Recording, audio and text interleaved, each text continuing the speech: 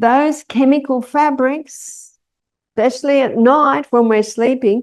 My daughter Emma bought me a linen nightie. I look like I'm from Little House on the Prairie. Huge big linen nightie. But oh, it's very nice to sleep in. So just be careful of your labels. It might cost a little bit more, but it is worth that extra. And when you save money in other areas, then you can spend money on the things that are going to contribute to the health of your body. Now, it's like the dripping tap on a stone. Little by little by little, it's eating away at those little endothelium cells. And it's coming from many, many angles.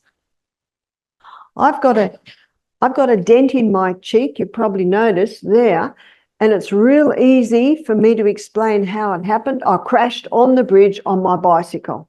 You know, sometimes you're driving along and you're off in La La Land and the wheel got caught in a rut and over and I went and smashed, came up like a duck egg. I had the most beautiful purple eyeshadow all around it for a while.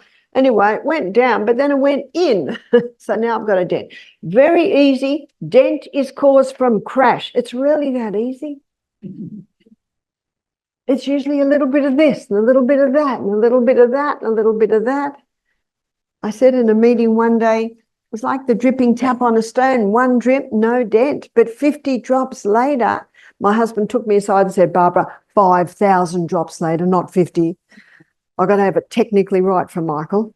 If I pass Michael, I'll pass anyone. In other words, it takes a long time. Little by little by little. We usually don't get sick overnight, do we? It's often many years in the making. And then you've heard the straw that broke the camel's back. The piece of straw can't break a camel's back. But on top of all the rest, it starts tipped. So what's happening in the artery? It's building up and up and up and up and up. And then the person starts to get breathless.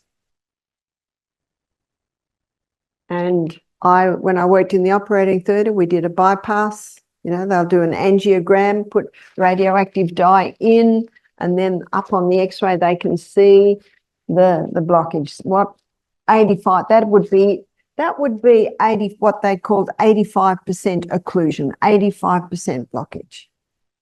And so my friend David, he's very fit. He's a vegetarian.